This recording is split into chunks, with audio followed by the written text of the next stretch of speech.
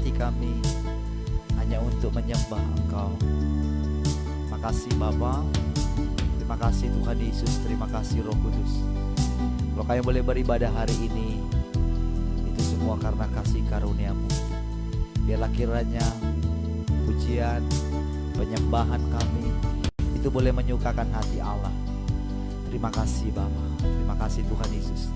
Darah Tuhan Yesus sudah menguduskan dan melayakkan kami semuanya. Kalau kami minta ampun kalau ada hal yang tidak berkenan dalam hidup kami, kami mohon dikuduskan dan ditahirkan senantiasa. Mari silahkan Bapa, Tuhan Yesus dan Roh Kudus pakai mulut bibir anak-Mu ini untuk boleh menjadi anugerah bagi umat-Mu. Baik bagi umat-Mu yang ada di tempat ini, baik bagi umat-Mu juga yang ada di luar sana yang mengikuti ibadah bersama-sama. Terima kasih Bapa, dalam nama Tuhan Yesus. Haleluya. Sama-sama katakan amin. Oke, silakan. Terima kasih singer yang luar biasa. Baik, mari kita buka Alkitab kita saudara dari kitab Roma pasal yang keempat.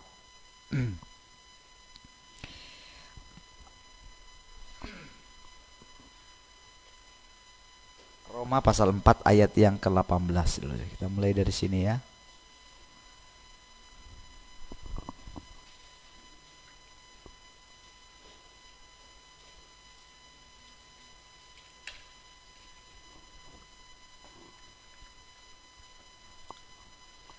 Roma pasal yang keempat ayat 18 sampai 21. Oke. Baik.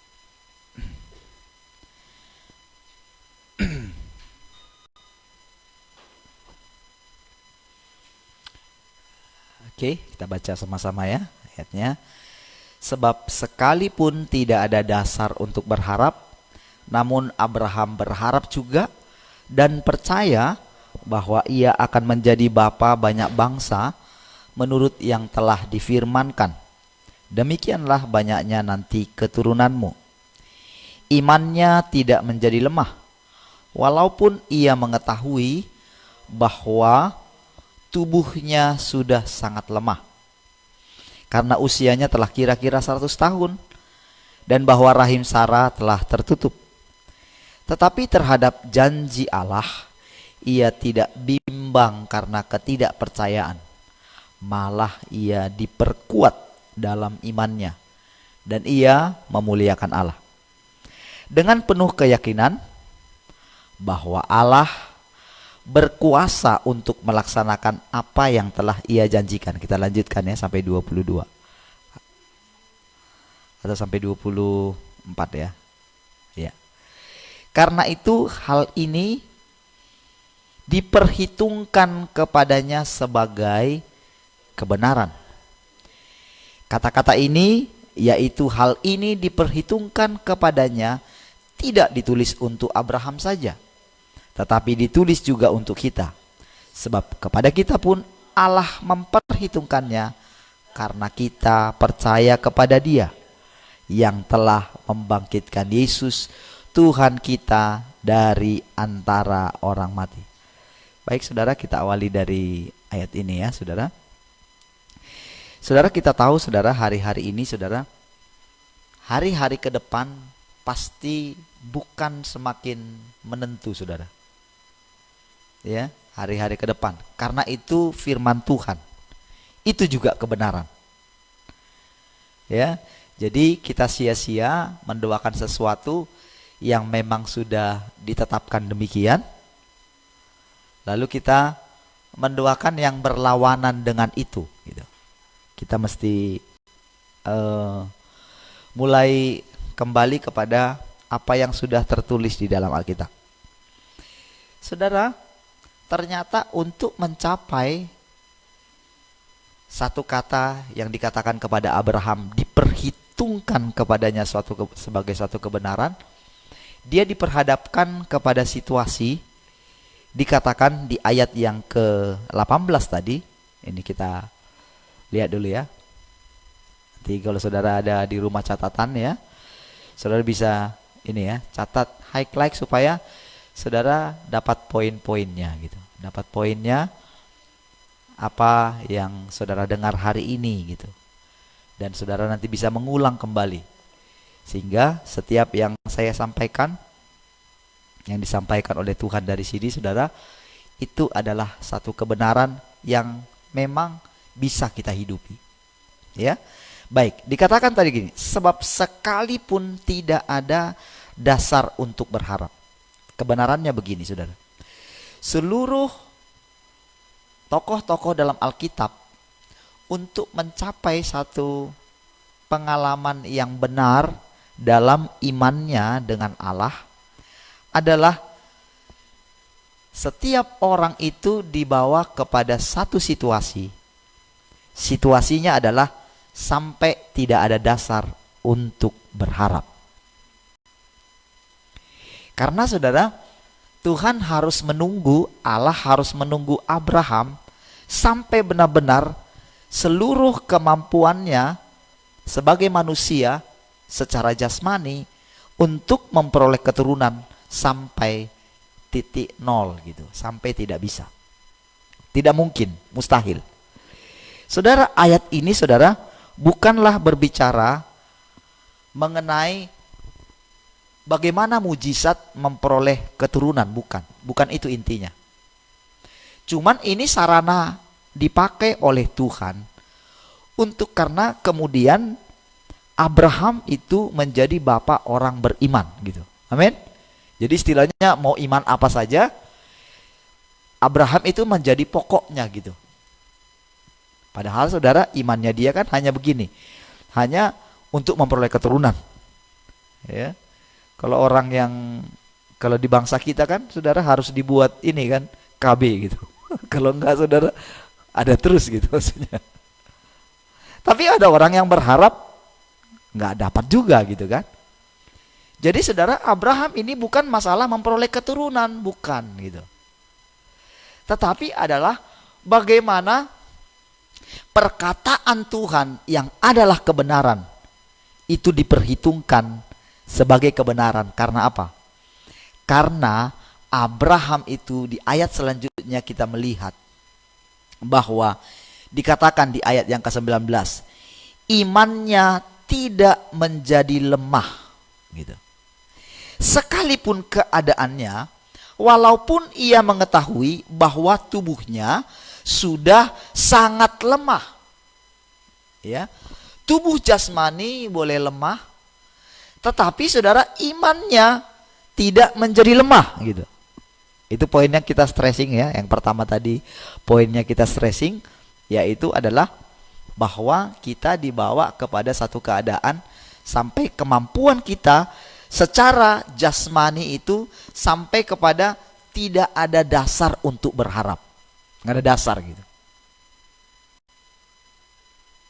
Karena tidak punya kemampuan lagi gitu.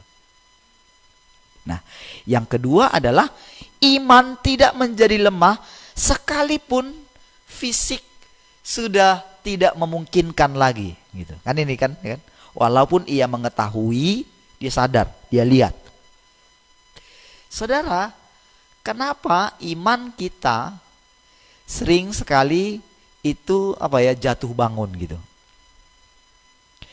Karena kita itu memperhatikan apa yang kelihatan. Saudara, itu juga dialami oleh banyak hamba-hamba Tuhan di zaman Alkitab, saudara. Yunus contohnya. Ya. Karena dia melihat orang Niniwe ini kan musuhnya orang Israel, saudara. Tindakan-tindakan mereka terhadap orang Israel itu sangat melukai dia karena jiwa nasionalismenya Yunus ini tinggi sekali, saudara. Dan jiwa bahwa ini, saudara, Israel kan umat kepunyaan Allah gitu. Masa dilakukan ditindak kejam? Dia punya banyak kebenaran-kebenaran bahwa Tuhan akan melindungi mereka. Nggak akan dipermalukan seperti itu. Jadi itu yang membuat dia begini, wah ngapain aku doain dia? Ngapain? Itu juga yang membuat Ananias, kalau kita lihat ya bagaimana dia ketika dia mendengar kamu pergi ke jalan sana, kamu harus mendoakan Saulus. Oh, Saulus katanya. Dia kan yang mengejar-ngejar. Itu juga yang dialami oleh Elia gitu, saudara. Sampai pada satu taraf, saudara, satu tingkat, Elia itu dengan kuasa Tuhan yang ada pada dia, muncullah satu keinginan, ingin melebihi nenek moyangnya. Pasti ingin melebihi Abraham, saudara. Ingin melebihi Musa. Dan nabi-nabi yang lain, saudara. Yang pasti ingin melebihi Adam gitu. Kan kita semua demikian ya. Kalau kita baca kisahnya di dalam Alkitab, lalu kita belajar, waduh, kok begini sih? Kok orang ini kok, misalnya kita lihat padahal itu hamba-hamba Tuhan yang luar biasa tuh. Tapi sering sekali kita mengukur, kok bodoh sekali dia.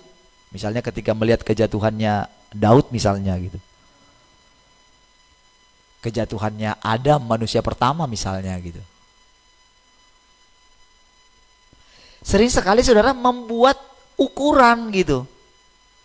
Sehingga Tuhan harus proses setiap hamba Tuhan ini sampai mengetahui kebenarannya, bukan kebenaran diri sendiri, tapi kebenarannya dia. Saudara, kemarin saudara kita belajar, minggu yang lalu kita belajar tentang kembali dipulihkan kepada yang semula. Amin saudara. Dipulihkan kepada keadaan kita yang semula. Bukan maksudnya hanya sekedar kasih yang mula-mula ya, bukan. Tetapi dipulihkan. Di sana kan kemarin kita belajar ya, bagaimana kita makan apa saudara? Akan diberi makan apa kalau kita menang? Makan buah pohon kehidupan. Amin saudara. Karena itu yang pertama. Karena itu yang pertama yang disediakan, yang harusnya dimakan oleh Adam dan Hawa pada waktu itu, pohon kehidupan gitu. Namun ada kata larangan, jangan kamu makan buah ini. Yang dilarang malah yang dimakan gitu. Tetapi memang kepada yang satu ini saudara tidak dikasih kamu makan inilah gitu. Padahal saudara pohonnya dua-dua sama ada di sana saudara. Mungkin berdekatan palingan. Ya. Nah, jadi saudara, dipulihkan kepada semula adalah sebetulnya sekarang kita digiring kepada apa kata Tuhan. Bukan apa kata pengertian kita. Saudara perlu saudara pahami begini saudara ya. Kadang-kadang saudara, Alkitab kita ini terbatas. Terbatasnya begini saudara. Ada hal-hal yang harusnya disampaikan A oleh Allah. Perhatikan baik-baik.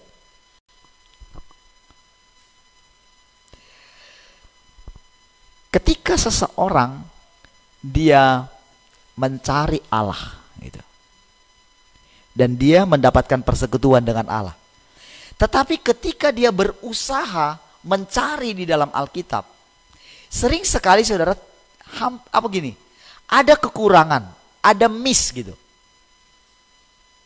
Harusnya Tuhan bilang begini, tetapi saudara si penerjemah Alkitab ini karena terlalu menyerempet kepada bahaya gitu. Bahayanya gini saudara, ada hal-hal yang dikatakan oleh Alkitab tegasnya A, tapi dibuat menjadi blur gitu. Dalam arti tidak seperti yang harus disampaikan A itu. Karena apa? Karena si penerjemah ini mulai memikirkan gitu loh, kata apa yang pas supaya umat Tuhan, karena gini saudara, sekeliling kita ini dipenuhi dengan pengajaran-pengajaran yang kita harus sepakat bahwa ini doktrin yang benar gitu. Dalam banyak hal, termasuk pengangkatan gitu ya, kedatangan Tuhan. Tentang pengangkatan saudara, dari pelajaran pengangkatan, saudara bisa menemukan begini, ada hal-hal yang diajarkan itu saudara, itu adalah hasil penelaahan Alkitab atau hasil uji Alkitab gitu. bukan apa yang dikatakan Tuhan tentang pengangkatan.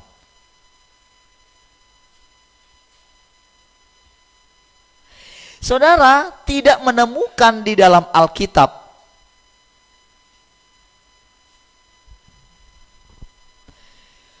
bagaimana dijelaskan, oh pengangkatan itu sebelum tribulasi atau sesudah tribulasi. Tribulasi artinya penganiayaan besar. Tetapi saudara, ada beberapa doktrin yang mengajarkan berbeda-beda, saudara. Apakah Tuhan kita berbeda? Tentu tidak, amin saudara. Tetapi karena itu dia pelajari dan dagingnya ini muncul, karena daging kita ini tidak mau masuk kepada penganiayaan, maka banyak muncul pengajaran yang mengatakan bagaimana supaya kita ini terhindar dari penganiayaan. Lalu muncullah pengajaran supaya kita itu bagaimana supaya kita terangkat. Saya tidak sedang mengatakan bahwa tidak ada pengangkatan. Tetapi tahukah saudara, kalau kita dikuasai oleh pengertian ini membuat ada sesuatu yang miss di sini, saudara.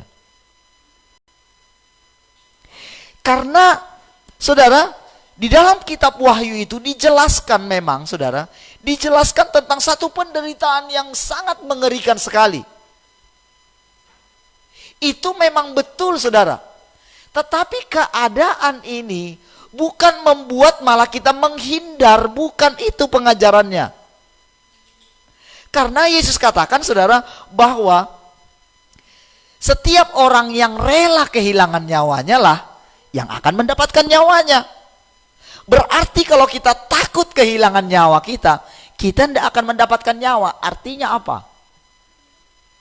Artinya pekerjaan Allah dalam hidup kita itu tidak tercapai. Atau bahasanya, saya suka bahasanya begini, penggarapan Allah dalam hidup kita sebagai orang percaya tidak terjadi, saudara. Padahal saudara, yang diinginkan Allah dalam hidup kita adalah pekerjaannya itu tercapai. Bukan masalah kita diselamatkan daripada penderitaan ini. Itu sebabnya saudara, Paulus itu menghadapi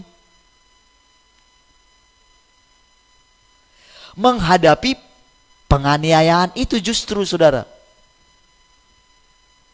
Walaupun saudara dia dilepaskan juga di situ. Saudara, ketika Tuhan Yesus mengatakan kepada Yohanes, kepada Petrus ya, Petrus tanya kan di Yohanes pasal 20, Guru, apa yang akan terjadi dengan orang ini? Maksudnya murid yang dikasihi ya. Jadi ternyata saudara, mereka pada iri kali ya tentang kedekatannya. Mereka nggak bisa dekat gitu loh. Sementara Yohanes kok bisa gitu. Dan mereka masih ingat, saudara, bahwa ibunya bukan dipercayakan kepada yang lain, saudara. Kok dipercayakan sama Yohanes ya? Berarti ada something spesial ya. Yohanes ini kan. Jadi perasaan manusianya, saudara, perasaan manusianya Petrus itu, coba tanya dulu apa yang akan terjadi dengan orang ini, katanya gitu. Lalu Tuhan bilang apa, saudara? Kalau aku mau, perhatikan ya. Kan Tuhan bilang, kalau aku mau. Iya kan? Dia kan nggak bilang begini, oh nanti Yohanes akan begini. Perkataannya apa, saudara? Kalau aku mau. Amin, saudara. Tetapi saudara, perkataan kalau aku mau ini sudah interpretasikan, saudara. Sudah diinterpretasikan oleh para murid bahwa Yohanes tidak akan mati sampai Tuhan datang. Ayo lihat interpretasi bahayanya.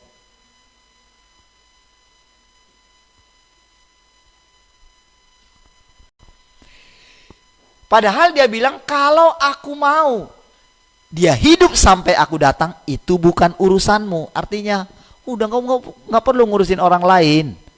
Aku yang ngurus semuanya, kira-kira gitu.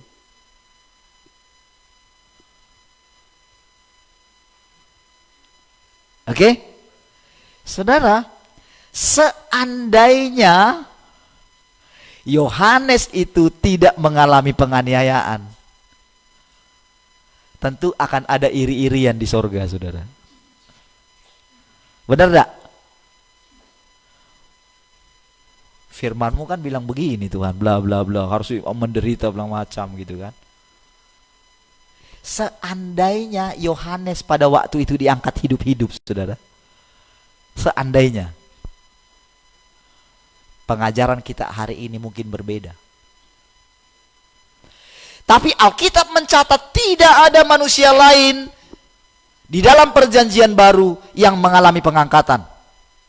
Bukan berarti para rasul itu tidak capable untuk diangkat.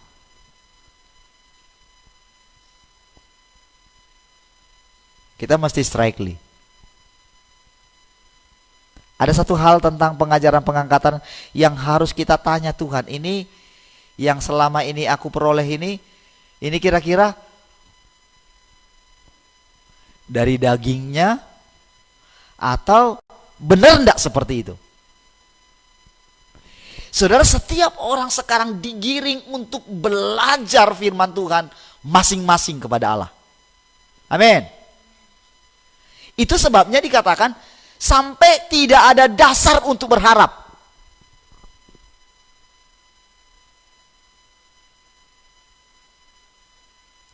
Saudara, coba selidiki atau coba lihat sekarang kan banyak ya, mudah ya. Pelajaran-pelajaran tentang Alkitab atau pengkhotbah-pengkhotbah yang luar biasa, yang tadinya keren luar biasa. Sekarang saya mau tanya saudara, sekarang coba saudara searching, cari semuanya. Kira-kira ketika saudara mendengarkan A, B, C, D, E yang sudah terkenal lah maksud saya. Coba saudara dengarkan dan coba cek di sini. Kira-kira benar menurut dia atau ada sesuatu yang lain di sini yang gak seperti ini kayaknya.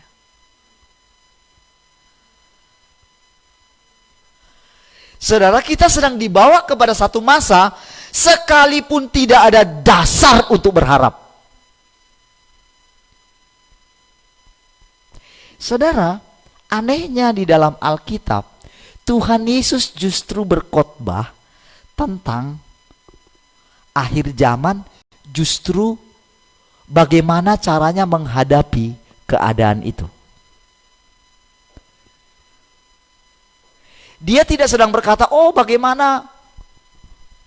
Memang ada ya di dalam Matius pasal 25 ya. Tetapi saudara, yang dia tidak luputkan adalah orang-orang yang memang harus menghadapi zaman itu, saudara. Dia tidak sedang buat, saudara, dia tidak sedang buat satu pengajaran bagaimana terhindar dari situ, saudara.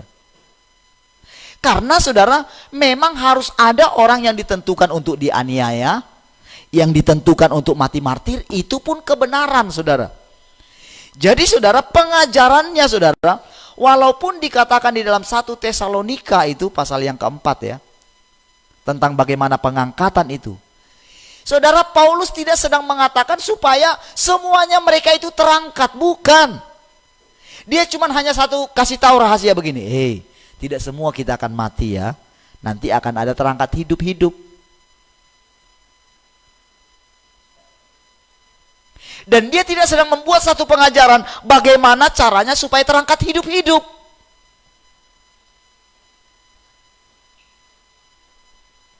Bisa bedakan ya maksudnya ya.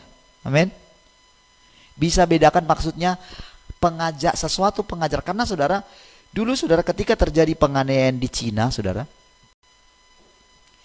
dulu mereka dalam satu paham, ketika tahun 50-an ya, dalam satu paham pengajaran tentang pengangkatan itu sudah kuat sekali tahun 50-an itu, saudara. Sehingga mereka semua berpikir bahwa mereka tidak akan mengalami penganiayaan. Jadi ketika terjadi penganiayaan besar di Cina, saudara, ketika terjadi penganiayaan yang besar di Cina, orang itu kelabakan, mereka mulai menyalahkan, kenapa kami nggak diajarkan yang sesungguhnya. Mereka kelabakan. Mereka harus lari, dikejar-kejar, banyak yang mati kita tahu. Tapi kita tahu apa yang terjadi sesudah itu, saudara? Wow, mereka melahirkan tokoh-tokoh yang luar biasa. Dan satu orang bisa itu memimpin bisa sampai 5 juta. Orang yang biasa, bukan pendeta seperti yang sekarang. Kalau sekarang kan dengan 1000 aja, saudara, cara ngomongnya udah beda, cara jalannya pun udah beda, saudara. Kalau di Siantar katanya pendeta bongor katanya. Maksudnya suaranya jadi berubah gitu. Tadinya biasa bisa ketawa, ini enggak lagi, saudara, karena sudah besar gitu kan. Jadi bongor, suaranya agak gimana gitu. Shalom, saudara. Saya nggak bisa, saudara, menirukan. Baik ya, oke. Ya, saya hanya pembukaan dari sini tadi untuk membawa kita kepada satu keadaan. Perhatikan, saudara. Keadaan di depan kita, catat baik-baik. Keadaan di depan kita bukan bertambah baik. Men, siap-siap untuk itu. Puji Tuhan kita lewat di sini, dari sini. Tapi sekarang kita mulai kembali kepada akar kita. Amin. Kembali kepada asal kita. Baik, kita lanjutkan dulu ayat yang tadi ya. Imannya tidak menjadi lemah, walaupun ia mengetahui bahwa tubuhnya sudah sangat lemah, karena usianya telah kira-kira 100 tahun dan bahwa rahim Sarah telah tertutup. Dua-dua ya. Dia pun sudah menjadi lemah dari segi tubuh. Tetapi saudara, ini saudara kata Alkitab ya. Jadi kalau ada yang memahami tentang yang lain ya, tentang siklus biologis pria dan wanita segala macam, saudara, ini Alkitab yang katakan. Jadi artinya dua-dua mandul, saudara. Udah nggak bisa lagi gitu maksudnya. Ini Alkitab yang bilang gitu. Jadi nggak usah ditambah-tambahin. Ya. Lihat. Tetapi terhadap janji Allah, ia tidak bimbang karena ketidakpercayaan. Wah, ini dia, saudara. Fokus kita kemana? Fokus kita kepada keadaan yang sedang berubah ini, atau kepada Tuhan yang tidak berubah? Amin. Orang-orang di seputar kita boleh berubah karena keadaan. Tadinya rendah hati, waktu tak punya, sesudah punya jadi berubah gitu kan. Itu namanya manusia. Amin, saudara. Ketika di posisi A gitu ya, ketika di posisi mungkin wah belum tahu apa-apa tentang Alkitab, mungkin bisa gimana, saudara? Mungkin bisa rendah hati gitu ya, haus terus gitu. Tetapi begitu merasa sudah punya pengetahuan tentang Alkitab, begini, mulai dieksegesis setiap firman Tuhan itu, guys. Itu, saudara, keadaan dunia yang berubah-ubah. Kita lebih melihat itu atau melihat Tuhan yang tidak berubah? Kemarin kita belajar, saudara, apa? Dia adalah Alfa dan Omega. Dia bukan hanya ada di zaman yang dulu, dia sudah ada di sini. Bagi dia tidak ada waktu seperti kita ini, saudara. Kita selalu diburu-buru dengan waktu. Kata Musa, umur kami 70 tahun.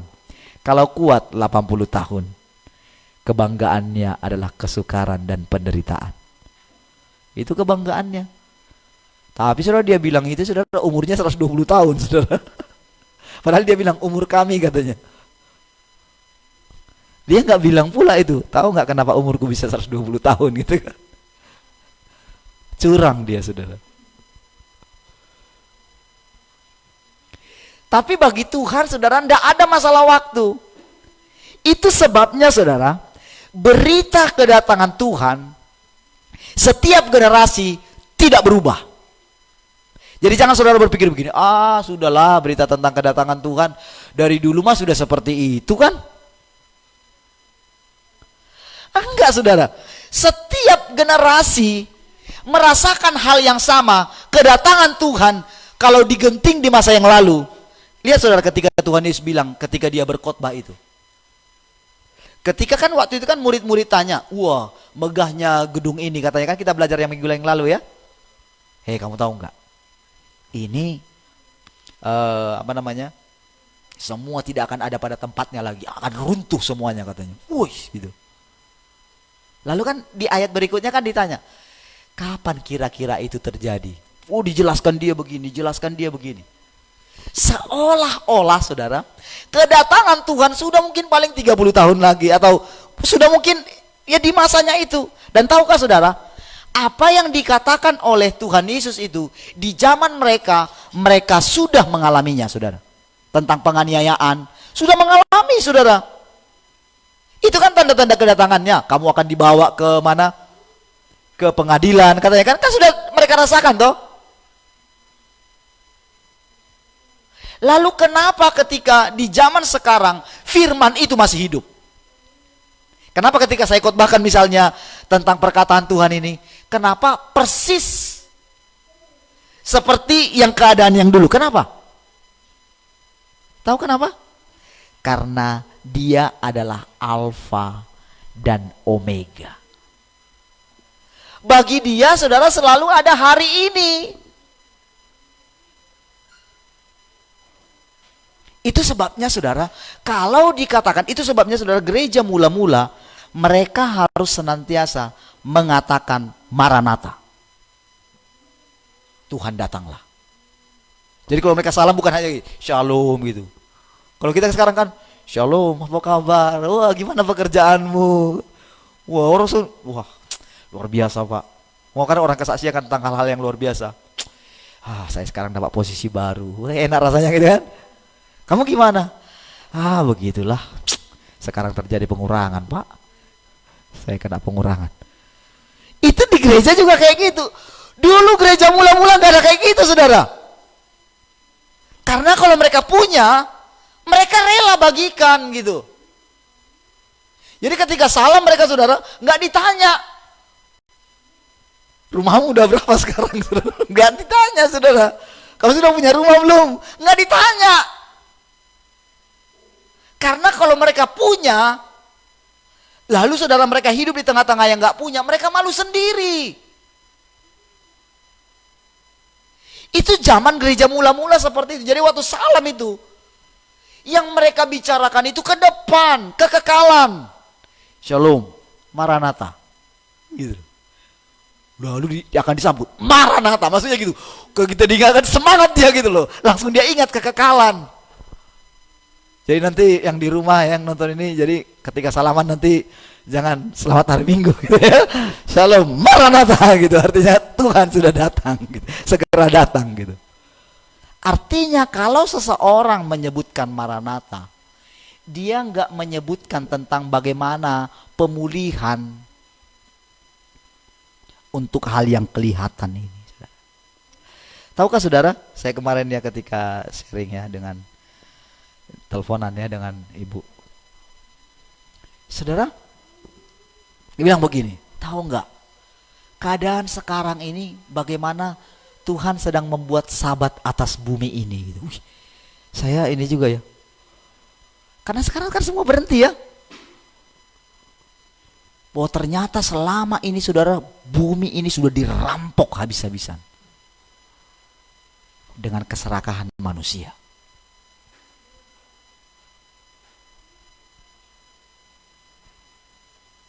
Dan kalau kita lihat sekarang saudara, wah bumi ini lagi istirahat, wah nampak-nampaknya saudara, binatang-binatang lagi bersukaria justru saudara. Tanah juga saudara sedang disabatkan hari-hari ini saudara. Dan yang tadinya saudara mungkin kalau misalnya suami istri, wah semua sibuk dengan pekerjaannya, sekarang kan di rumah kan. Jadi waktu di rumah itu sudah terjadilah pertengkaran saudara, karena nggak biasanya saudara, karena ke kamar ketemu, kemana ketemu gitu ya, akhirnya terjadi saudara. Oh saya bilang, oh gitu juga ya Bu, ada hal yang baru ya. Nanti saudara akan ini ya, Ibu sudah buatkan videonya, nanti kita upload ya. Luar biasa ya. Jadi ketika saya dengar itu ya, wah harus buat nih khotbah tentang ini Bu. Kan ada ayatnya pernah bagaimana Tuhan membuat Sabat di tanah Israel ya. Kenapa mereka dibuang sampai 490 tahun. Itu Sabat ya. 490 atau 420 ya. Jadi selama mereka Sabat itu, jadi 7 kali itu yang hilang ya. Karena biasanya saudara, kalau mereka ikut Taurat, ada masa di mana dalam 1 tahun itu tanah nggak boleh digarap gitu. Itu menurut Taurat. Tapi mereka langgar semua. Apalagi zaman sekarang saudara. Jadi saudara, segala sesuatu yang terjadi ini saudara, yang kita lihat, jangan lihat pedihnya ini. Karena saudara, kalau mata Abraham itu tertuju kepada dirinya sendiri, tentu dia akan menjadi lemah. Kalau mata kita tertuju kepada keadaan ini saudara, maka kita bisa menjadi lemah. Tetapi terhadap janji Allah, ia tidak bimbang karena ketidakpercayaan. Amin. Baik lagi ya. Jangan pernah bimbang. Amin. Terhadap janji Allah. Dengan penuh keyakinan, malah ia diperkuat oleh imannya. Oh, kata-kata ini keren. Diperkuat oleh imannya. Ingat saudara, kita tidak ditentukan dengan perasaan kita hari ini. Perasaan kita selalu berubah-ubah. Amin. Perhatikan ya. Saudara, walaupun nampaknya kita ini nggak merasakan Tuhan, tetapi iman kita mesti kita teguhkan, dikuatkan iman kita, dikatakan ya, diperkuat dalam imannya, dan ia memuliakan Allah. Haleluya. Amin. Justru hari-hari ini saudara, memperkuat iman kita gitu, meneguhkan iman kita. Dengan keadaan yang seperti ini, jangan bergantung kepada perasaan kita hari ini. Karena justru Allah lah yang membuat keadaan itu sampai kita itu tidak ada dasar untuk berharap. Itu kan yang dialami Paulus juga ya. Amin. Ketika dia mengatakan, justru dalam kelemahanlah, ketika Tuhan mengatakan kepada dia, ketika ada utusan iblis yang menggocoh dia kan, duri dalam daging gitu. Duri dalam daging kan risih sekali ya. Pengen rasanya dicabut. Mana ada orang yang mau ada duri di tangannya misalnya gitu ya. Udahlah biarin aja lah. Nggak ada. Kalau orang bekas daging aja di gigi kita rasanya gimana gitu, pengen diambil rasanya gitu ya. Mau lengket gitu ya.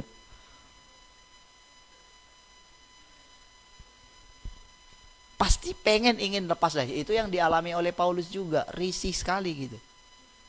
Entah apalah duri dalam daging, gak usah kita interpretasikan. Yang penting saudara, itu sangat menjengkelkan saudara. Makanya sampai 3 kali dia mohon gitu loh. Mungkin kalau mohonnya mungkin masih gini pertama gitu ya. Kedua mungkin sudah sujud. Mungkin yang ketiga sudah jungkir balik dia saudara. Memohonnya gitu. Supaya disingkirkan. Tapi 3 kali saudara, perkataan Tuhan bilang apa? Cukuplah kasih karuniaku bagimu. Justru dalam kelemahanmu lah kuasaku sempurna bekerja. Saudara, tapi banyak orang percaya diajarkan bagaimana kita menjadi kuat. Enggak akan terjadi itu. Sehingga saudara, ada orang yang ingin cepatlah berlalu. Bila perlu pakai segenap senjata Allah gitu untuk memerangi ini gitu kan. Padahal saudara nggak pernah dipakai untuk itu ya. Padahal perlengkapan senjata Allah itu untuk melindungi atau untuk bertahan saja sebetulnya.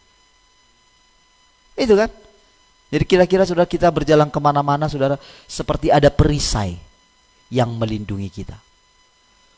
Bukan untuk nyerang saudara.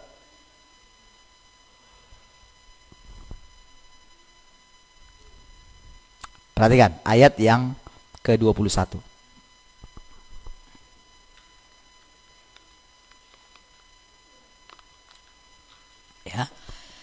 1, 2, 3. Dengan penuh keyakinan bahwa Allah berkuasa untuk melaksanakan apa yang telah Ia janjikan. Dengan penuh keyakinan. Wah, Paulus menuliskan ini, saudara. Dia runut dia dari bawah gitu ya.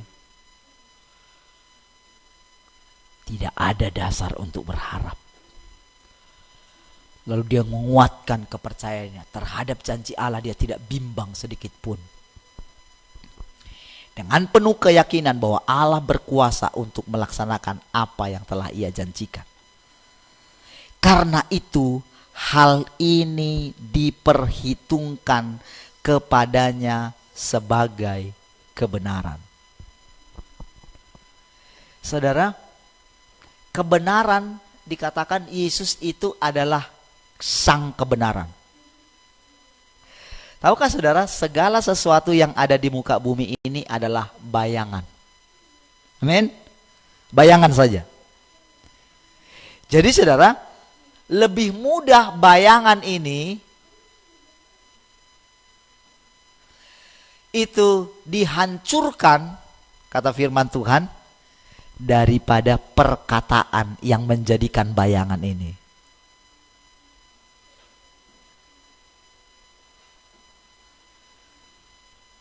Kalau misalnya ada ini handphone ini kan ada bayangannya ya. Ada nggak orang yang menginginkan bayangan ini? Dia menginginkan ini atau bayangannya?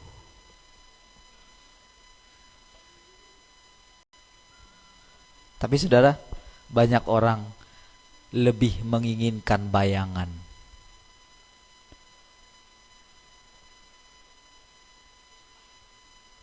Saudara, ketika diperhitungkan sebagai satu kebenaran, maksudnya adalah ini nggak bisa diubah. Itu kebenaran.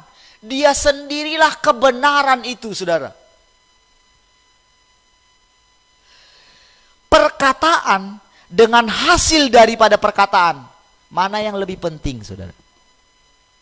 Perkataannya atau hasil daripada perkataan ini? Pasti perkataan itu. Makanya kemarin saudara, dalam Yohanes 8 itu kan dikatakan begini. Jikalau kamu tinggal di dalam aku, tinggal dalam firmanku. Coba buka sebentar lagi supaya ini. Saya ada yang miss sedikit setelah saya ketahui kebenaran ini, saudara, ada yang terlewat. Yohanes 8 ayat yang ke-31 mulai kayaknya, atau sebelumnya. 31 dulu. Oh ini ya, betul. Maka katanya kepada orang-orang Yahudi yang percaya kepadanya, jikalau kamu tetap dalam firmanku. Firmanku itu harusnya kita ganti dengan gini, perkataan. Ya. Jikalau kamu tetap dalam perkataanku, kamu benar-benar adalah muridku. Jadi bukan sekedar kita percaya sama Tuhan, tetapi tetap dalam perkataannya, pegang perkataannya ini. Ya, lalu lanjut, lihat ya. Dan kamu akan mengetahui kebenaran. Perkataannya ini adalah kebenaran, saudara. Berarti kalau kita tidak tinggal di dalam perkataannya, kita belum mengetahui kebenaran. Sekalipun kita katakan kita itu menerima Yesus sebagai Tuhan dan Juru Selamat dalam hidup kita, kita belum mengetahui kebenaran. Makanya saudara, yang tadi saudara, ketika Abraham itu saudara mempercayai perkataan Tuhan itu, gimana ya, dia tinggal dalam perkataan itu gitu loh. Pokoknya nanti kamu akan menjadi bangsa yang besar. Kan itu kan perkataan Tuhan ya. Janjinya sama dia. Itu yang dia pegang. Dan dia sangat percaya dengan perkataan itu. Wow, apa yang membuat dia bisa percaya sekali dengan perkataan itu? Lalu diujilah perkataan itu, janji itu yang dipegang, yang disampaikan kepada Abraham. Sampai apa? Sampai tidak ada dasar untuk berharap. Oke? Makanya dikatakan, jikalau kamu tinggal dalam firmanku, maka kamu benar-benar adalah muridku. Setelah itu kamu akan mengetahui kebenaran. Ini sifatnya ini progresif, saudara. Lalu lihat, setelah itu kebenaran itu akan memerdekakan kamu. Oke, setelah itu ayat selanjutnya yang mengatakan begini. Kalau anak itu benar-benar memerdekakan kamu, coba. Yang selama ini kan yang terkenal kan ayat ini ya. Mengetahui kebenaran. Mengetahui kebenaran, ada orang yang wah ketika dengar firman Tuhan, wah merdeka rasanya gitu.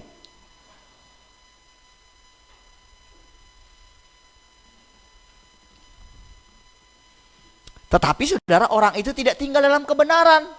Melihat keadaannya, melihat sakit penyakitnya, melihat suami yang tak berubah, melihat istri yang tak berubah, melihat anak-anak yang bandel. Akhirnya apa? Kata-kata kita menjadi salah. Karena kita melihat yang itu. Coba kita tinggal dalam firman-Nya. Ayo munculin ayatnya.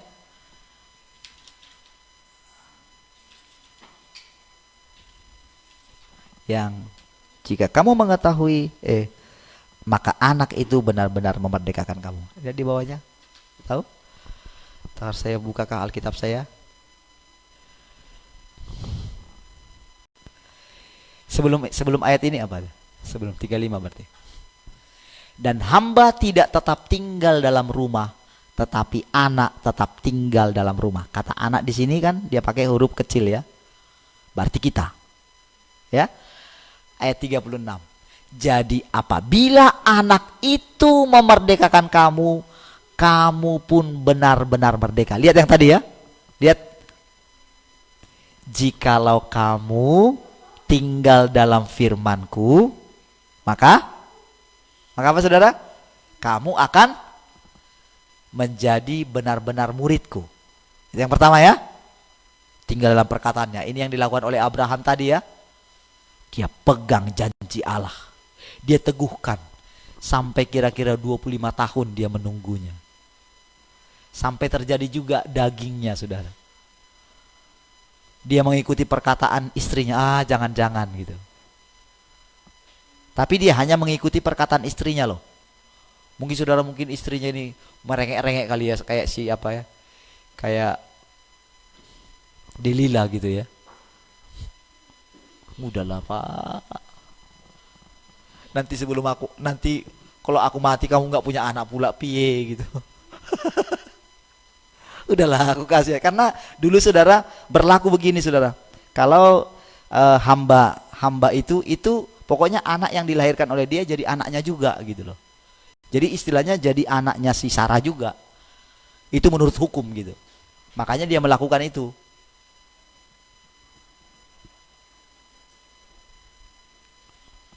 Tapi sudah kita lihat dalam kisah itu seolah-olah dibiarkan ya sama Tuhan ya. Iya kan? Saudara, kalau dibiarkan di situ tentu ada yang sedang, dalam tanda kutip ya, yang sedang diperhatikan oleh Allah. Kalau begini gimana ya? Jadi jangan merasa begini, oh Tuhan sudah tahu semuanya. Iya. Cuma saudara, ada hal-hal yang gini saudara. Sekaligus itu juga untuk menjadi pelajaran ke depan bagi orang-orang yang hidup sesudah mereka, yaitu kita. Itu jadi pelajaran toh. Tetapi di masa yang lain saudara, kenapa ketika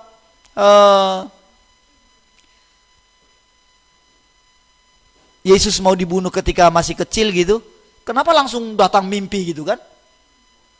Wah udah kamu cepat-cepat bawa nih, menyingkir ke mana? Ke Mesir, karena sudah ditetapkan dari awal kan. Saudara baca kitab Mika, kitab apa lagi ya. Dia akan, aku panggil anakku itu dari Mesir gitu. Itu kan nubuatan kan, untuk menggenapi itu gitu loh. Kan bisa saja saudara dia bisa buat ya, istilahnya pas waktu Herodes mau berniat untuk membunuh gitu kan. Bisa saja saudara dia berurusan langsung dengan Herodes saudara. Tapi dia nggak lakukan itu. Sama dengan yang tadi saudara. Ketika Sarah menyuruh Abraham menghampiri Hagar, itu diizinkan juga. Dan diterima juga akhirnya. Kan dia mengasihi Hagar juga ketika dia lagi kehausan dengan anaknya. Dia udah mau mati rasanya gitu ya. Daripada ketika diusir gitu kan. Kan dikasihi juga. Jadi lihat. Prosesnya tadi saudara. Ketika dikatakan tinggal di dalam perkataannya. Inilah yang dilakukan oleh Abraham. Terhadap janji Allah dia tidak bimbang sedikit pun. Sekalipun tidak ada dasar untuk berharap. Lalu prosesnya, Yesus mengajarkan, dan kamu akan mengetahui kebenaran. Wow. Lihat prosesnya yang panjang tadi itu saudara. Justru hari-hari ini orang akan banyak mengetahui kebenaran. Amin. Kenapa saudara? Karena orang mulai membaca Alkitab untuk dirinya sendiri. Orang akan menyampingkan saudara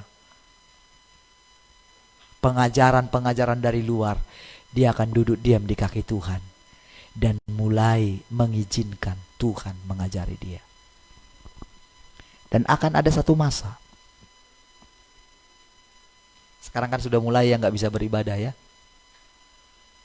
Akan ada satu masa seperti yang terjadi di Cina. Ketika mereka dikejar-kejar, jangankan untuk beribadah, mereka sudah dianiaya. Mereka harus robek Alkitab mereka. Mungkin satu kelompok orang dapat kitab Mazmur pasal 21 mungkin. Sampai mungkin pasal 23.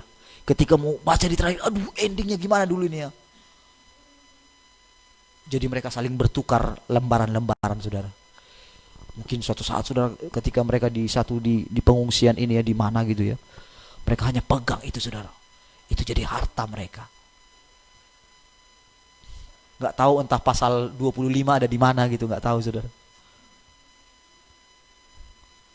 Ketika mereka mungkin pindah ke tempat yang lain ya, ada mungkin ketemu dengan yang lain. Wih, di sana loh ada pasal 28. Wah, ayo coba apa isinya katanya.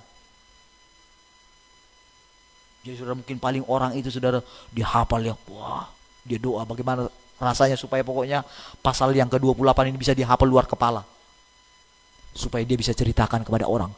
Dan orang yang mendengarnya itu seperti wah dapat berkat yang luar biasa saudara.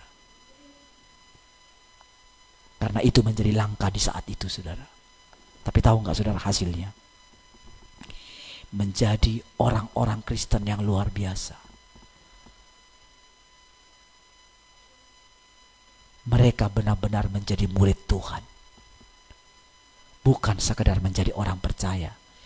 Inilah yang sedang Tuhan lakukan hari-hari ini saudara. Supaya kita benar-benar bisa jadi muridnya. Dan selanjutnya apa saudara? Kamu akan mengetahui kebenaran. Kebenaran itu akan memerdekakan kamu. Selanjutnya dikatakan, jadi apabila anak itu memerdekakan kamu, kamu pun benar-benar merdeka. Semua orang di luar Tuhan, di luar sang kebenaran, itu adalah budak. Itu bayangan yang akan lalu saja saudara. Itu sebabnya saudara ada kitab pengkhotbah. Seharusnya setiap kita itu saudara, kalau masih mengejar yang namanya harta duniawi ini saudara, harusnya kita baca kitab pengkhotbah. Seorang yang paling kaya di jagat raya, paling aman di jagat raya ini, dia mengatakan semuanya sia-sia. Dia orang paling berhikmat menurut dunia ini. Sekolah apa yang mau kita kejar setinggi apa?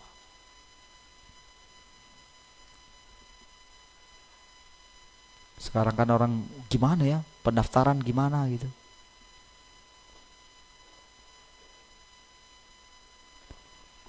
Semua orang jadi budak di luar Kristus.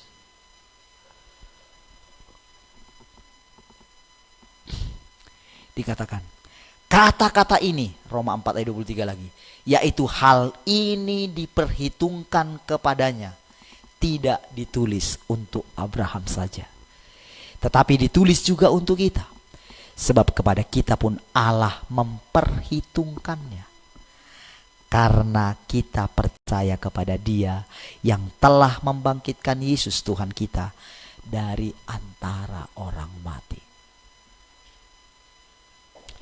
Saudara, kata-kata diperhitungkan ini kepada kita, itu adalah tindakan iman kita yang tetap pegang teguh. Kita tetap tinggal dalam kerajaan yang tidak tergoncangkan. Sekalipun keadaan sekeliling kita tergoncangkan, tapi saudara, kita mesti menguatkan kepercayaan kita. Saudara, tidak ada sesuatu pun yang terjadi dalam hidup kita tanpa seizin Tuhan. Amin, saudara. Saudara, yang terakhir, saudara, coba saudara lihat, saudara, Wahyu pasal yang ketiga ayat yang ke-7. 17 enggak ya? Ayat yang ke-7 ya. Sama nanti 1 Yohanes 5 ayat 20 ya, perhatikan.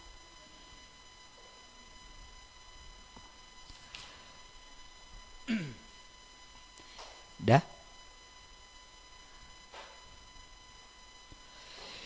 Perhatikan ini. Dan tuliskanlah kepada malaikat jemaat di Philadelphia, inilah firman dari yang kudus, yang benar, yang memegang kunci Daud. Apabila ia membuka, tidak ada yang dapat menutup. Apabila ia menutup, tidak ada yang dapat membuka. Saudara, Yesus itu adalah kebenaran. Yang benar katanya. Ini katakan, kita mengenal ya, Yesus adalah jalan. Yesus adalah kebenaran.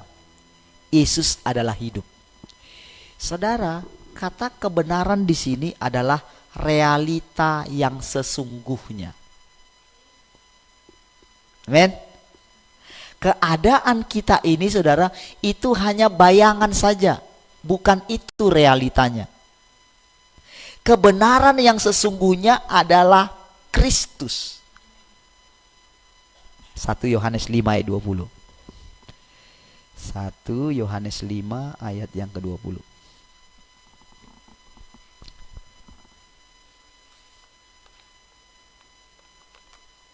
Sudah?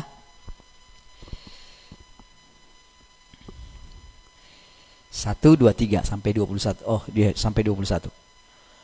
Akan tetapi kita tahu bahwa Anak Allah telah datang dan telah mengaruniakan pengertian kepada kita, supaya kita mengenal yang benar, dan kita ada di dalam yang benar, di dalam anaknya Yesus Kristus. Dia adalah Allah yang benar dan hidup yang kekal. Yang sedang dia bicarakan di sini adalah yang benar itu. Kalau tadi kan yang benar tadi itu adalah Yesus ya. Tapi kalau yang di sini yang benar itu adalah Bapa. Makanya dikatakan Anak Allah telah datang dan telah mengaruniakan pengertian kepada kita, supaya kita mengenal yang benar. Kenapa dikatakan Yesus itu jalan? Kenapa Yesus itu kebenaran? Karena itu adalah representatifnya Allah Bapa sendiri. Makanya ketika Filipus bertanya, tunjukkanlah Bapa itu. Kalau kamu melihat aku, kamu sudah melihat Bapa. Dia nggak bohong dengan itu. Tetapi jangan diinterpretasikan dia juga, nggak bisa. Jadi saudara, dia katakan Anak Allah telah datang dan telah mengaruniakan pengertian kepada kita, supaya kita mengenal yang benar, dan kita ada di dalam yang benar, di dalam anaknya Yesus Kristus. Jadi begini saudara, kalau kita ada di dalam yang benar, berarti kita tinggal dalam kebenaran. Perhatikan baik-baik. Kalau kita tinggal di dalam yang benar, kita tinggal dalam kebenaran. Dia sudah berikan kepada kita pengertian tentang kebenaran itu. Kebenaran itu sebetulnya adalah dirinya sendiri. Amin. Ketika dia mengatakan perkataan, kan pertama kan perkataan, berarti kan keluar nih perkataan ini kan? Oke? Itu kan keluar dari dia. Tapi setiap yang keluar dari dia itu selalu, saudara, itu adalah yang benar. Jadi nggak terpisahkan dengan dia. Makanya ketika Musa salah ngomong, marah karena dia sudah jadi representatif. Kan dia salah ngomong, teledor dengan kata-kata. Oke? Nah, dia kan yang benar itu sebetulnya. Makanya dikatakan tadi, kalau kamu tinggal dalam firmanku, perkataan kan seolah kan keluar nih. Kan ketika mengatakan, aku mau belajar. Kan aku mau belajar ini kan sudah kata-kata di luar saya, sudah keluar dari saya. Itu kan sudah jadi pengajaran misalnya yang dikatakan oleh Tuhan. Kita tinggal dalam pengajarannya ini sampai akhirnya dari pengajaran ini kita dibawa tinggal di dalam kebenaran itu, saudara. Amin? Nangkap ya? Harus nangkap, harus cepat nangkap. Dan kita tahu tadi, lihat di Wahyu 3:7, dialah kebenaran, dialah yang benar itu. Dan ayat ini bilang, kita tinggal di dalam yang benar. Artinya apa? Apapun yang terjadi di luar ini, saudara, jadi Tuhan akan membuat sesuatu di luar ini supaya kita teruji, kita mau tetap tinggal di dalam Dia, di dalam kebenaran itu, atau kita terhanyut dengan pusaran ini. Inilah yang dilakukan kepada Abraham dan kepada rasul-rasul yang lain. Sering sekali, saudara, ketika orang tanya, apa yang akan terjadi sesudah ini? Apalagi ini? Orang kan banyak tanya ya, sampai kapan? Sering sekali kan kita penasaran ya. Tanya dong Tuhan.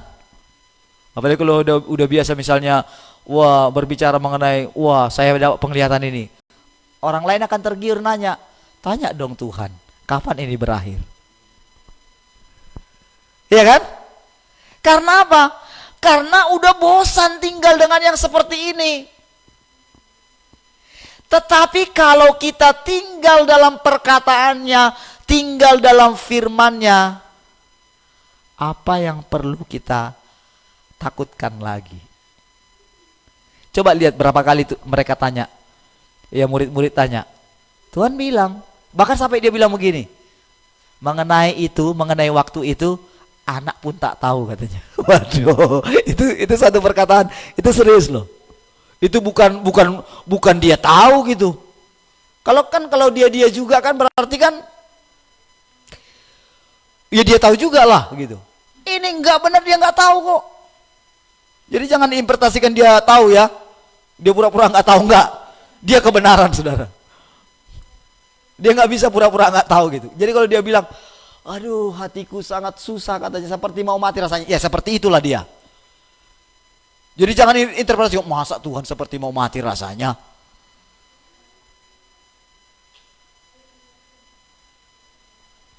Jadi ketika dia bilang anak pun nggak tahu, ya udah nggak tahu, berarti apa, saudara? Berarti Allah Bapa, saudara,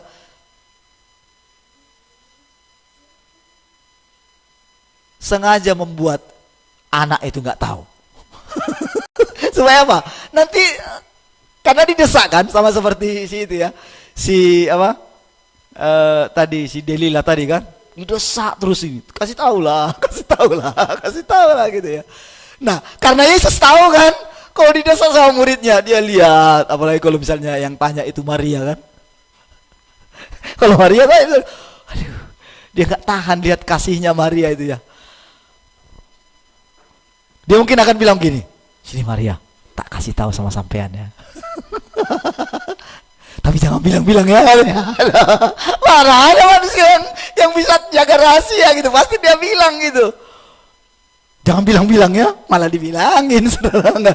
Jangan bilang-bilang.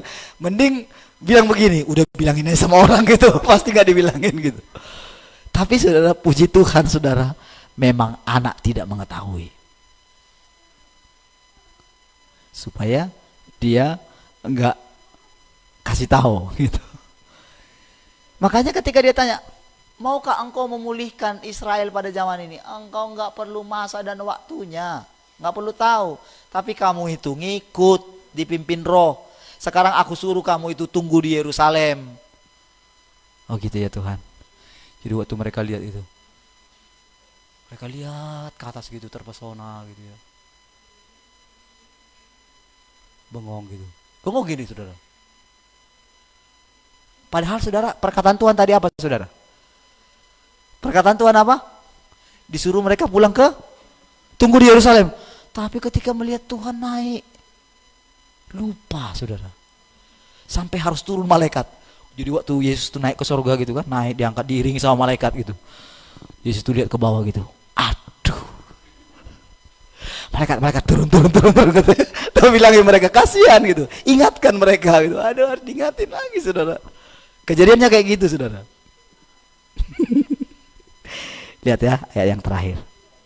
Jadi supaya kita mengenal yang benar dan kita ada di dalam yang benar, di dalam anaknya Yesus Kristus. Dia adalah Allah yang benar dan hidup yang kekal. Jadi bukan masalah yang benar. Jadi yang benar di sini saudara adalah artinya adalah sesuatu yang tidak bisa berubah gitu. Yang tak tergoncangkan. Amin saudara. Itulah realitas kita. Amin. Tinggallah dalam realitas yang tidak tergoncangkan. Bumi ini akan lenyap semua. Amin saudara. Semua termasuk pekerjaan kita suatu saat akan bisa diambil dari kita, rumah kita apa saja bisa diambil. Jangan pernah tinggal di situ. Di dunia ini. Amin. Ayat yang terakhir saudara 21. Anak-anakku, waspadalah terhadap segala. Nah, coba munculin di firman Allah yang hidup saudara. Ayat yang terakhir ini saudara. Anak-anak yang saya kasihi, jauhkanlah diri dari segala sesuatu yang mungkin menggantikan Allah di dalam hati saudara. Tadi saudara ketika baca, tiba-tiba saudara kan hati-hatilah terhadap, kan kayak apa ya, kayak nggak nyambung ya. Karena kan pikiran kita, konotasi kita berhala kan, masa sih murid-murid Tuhan masih istilahnya masih kayak berhala, kayak kayu, kayak patung itu kan. Kayak nggak nyambung gitu loh. Tapi saudara, pengertian ini luar biasa. Anak-anak yang saya kasihi, jauhkanlah diri dari segala sesuatu yang mungkin menggantikan Allah dalam hati saudara. Kalau harta mungkin sudah tahu, uang mungkin sudah tahu, apapun.